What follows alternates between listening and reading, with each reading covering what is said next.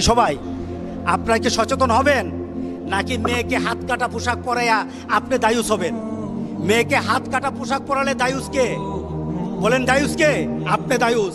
মেয়েকে যদি শর্ট জামা পরান তাহলে দায়ুস আপনি। যখন পুরুষের অনুসারী হয়, পুরুষের অনুসরণকারী হয়, অর্থাৎ পুরুষালী পোশাক যখন মহিলারা পরবে, আজকে আছে কিনা বলেন? আগে প্যান্ট শার্ট পরা হয়তো কিছু বাংলাদেশের কিছু ধনাঢ্য পরিবারের ললনাদেরকে দেখা যেত, ললনা এদেরকে দেখা যেত, এরা প্যান্ট শার্ট পরে তাদের বাড়ি থেকে বের হয়, গাড়ি নিয়ে বের হয়। এছাড়া সমাজের মধ্যবিত্ত আর ইসলাম প্রিয় মানুষের কোনো সন্তান প্যান্ট শার্ট পরতো না, কোনো মেয়ে। কথা ঠিক আছে কিনা বলেন? এখন তো অবস্থা এরকম হয়ে গেছে, আমাদের মেয়েরা, গ্রামের মেয়েরা পর্যন্ত প্যান্ট শার্ট পরে এখন বাজারে আসে। এটা এখন বেশি কিছু এখন লজ্জার বিষয় না, এটা অরো হয়ে গেছে। কি বলেন? হয়ে গেছে না? চতুর্দিকে এখন দেখা গেছে। রাসূল পাক সাল্লাল্লাহু আলাইহি সাল্লাম বলেছেন, যখন তোমার মেয়েগুলি ছেলেদের পোশাক পরবে তখন তুমি ধরে নিও তার জন্য আল্লাহ সুবহানাহু ওয়া তাআলা জান্নাতটা বন্ধ করে দিবেন আর আল্লাহ তার দিকে তাকাবেন না। কে বলেছেন? মুহাম্মদ রাসূলুল্লাহ সাল্লাল্লাহু আলাইহি সাল্লাম। তৃতীয়ত রাসূল পাক সাল্লাল্লাহু আলাইহি সাল্লাম যার কথা বলেছেন, দায়ুসকে এমন পিতা, পরিবারের এমন মা, তার পরিবারে তার সন্তান দিন মানে না, যে ব্যক্তি পরিবারের সবাইকে অশ্লীলভাবে মানা চলাফেরা করার পরও আপনার মেয়ে নিজে অবৈধ কাজ করে, এটা দায়ুস নয়, বরঞ্চ পরিবারের কেউ যদি অবৈধ কাজ করে যারা মেনে নেয় তারা দায়ুস। আমাদের সমাজে আছে কিনা দায়ুস? আমাদের পাড়া প্রতিবেশীতে খুললেও দায়ুস পাওয়া যাবে।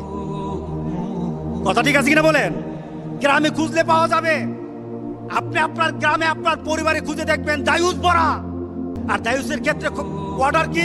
রাসূলের ঘোষণা কি? দায়ুস কখনো জান্নাতে যাবে না। দায়ুসের প্রতি রাসূল পাক সাল্লাল্লাহু আলাইহি ওয়াসাল্লাম, দায়ুসের প্রতি আল্লাহ নজরও দিবে না। আপনি হজ করেন, 5 ওয়াক্ত নামাজ পড়েন, যাকাত দেন, আপনি ভালো মানুষ হন, কিন্তু জান্নাতে ঢুকতে পারবেন না। কারণ আপনি কি বলেন? দায়ুস। আপনি দায়ুস। সুতরাং আমাদের সমাজে এখন আমাদেরকে দায়ুস বানানোর জন্য যারা আমাদের মেয়েগুলিকে, আমাদের ছেলেগুলিকে পশ্চিমা দেশের নীতি শিক্ষা দিতে চায়, আল্লাহর কসম জান থাকতে আমরা এটা দেব না ইনশাআল্লাহ। কথা ঠিক আছে কিনা বলেন?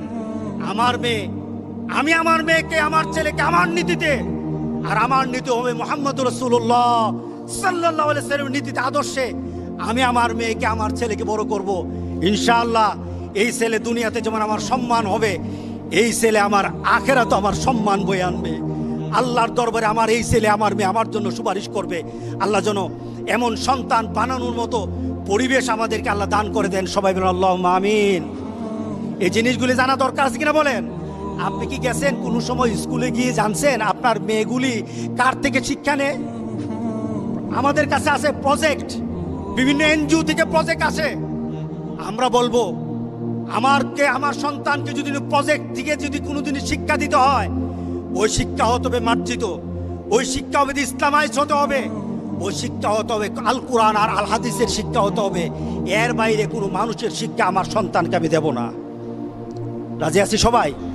আপনারা কি সচেতন হবেন নাকি মেয়েকে হাত কাটা পোশাক পরাইয়া আপনি দায়ুস হবেন? মেয়েকে হাত কাটা পোশাক পরালে দায়ুস কে? বলেন দায়ুস কে? আপনি দায়ুস। মেয়েকে যদি শর্ট জামা পরান তাহলে দায়ুস আপনি। মেয়েকে যদি টাকটুর উপর তার কাপড় পরে চলার, এখন স্টাইল বেরোছে, পোলাপান মাটির সাথে জামা, মাটির সাথে, আর মেয়েদের জামা খালি উপরে উঠে। এখন স্টাইল বেরোছে, মেয়েদের জামা সব উপরে, টাকনুর উপর কাপড় পরবে পুরুষ জাতি। এবার পুরুষ জাতি যখন টাকনুর নিচে নামায় নিল, মেয়ে জাতি চিন্তা করলো যে এই সুন্নত রাখি কোথায়, এই সুন্নত তো আর ফেলে দিতে পারি না, সুতরাং আমরা আছি এই সুন্নত পালনের জন্য। এরা এখন তাদের দেওয়া বিধান বাদ দিয়ে এখন আমাদের বিধান তারা পালন করতেছি কিনা বলেন? এরা আমাদের বিধান পালন করছে। এখন মেয়েরা উপর দিকে টাকটুর উপরে কাপড় পরে স্মার্ট হচ্ছে, আর আমাদের পুরুষরা টাকটুর নিচে জামা পরে এখন আমরা স্মার্ট হই, দুটোটাই হলো দায়ুসের কাজ, দুটোটাই হলো দায়ুসের কাজ। আল্লাহ যেন আমাদের সবাইকে এই কাজগুলি থেকে আমাদেরকে হেদায়েত দান করেন যেন, আল্লাহ আমিন। কোনোদিন যদি আপনার মেয়েকে টাকনুর উপরে কাপড় দেখেন, ওই টাকনুর উপরে কাপড় পরা যেন বুঝাবেন, একদিন, 2 দিন, 3 দিন, যদি না মানে আপনি আখিরাতের দিকে চিন্তা করে মেয়েকে শাসন করবেন। শাসনের মাত্রা যতটুকু লাগে ততটুকু আমরা করতে রাজি আছি, কারণ আমার মেয়েকে জান্নাতের বাইরে আমি রাখতে পারবো না। দুনিয়াতে যতটুকু শাসন দরকার এতটুকু শাসন করব। রাজি আছি তো সবাই? ইনশাআল্লাহ। আল্লাহ আমাদের সবাইকে হেফাজত করুক, আমাদের মেয়েগুলিকে বাঁচাক, আমাদের ছেলেগুলিকে এই অশ্লীলতা থেকে বাঁচাক।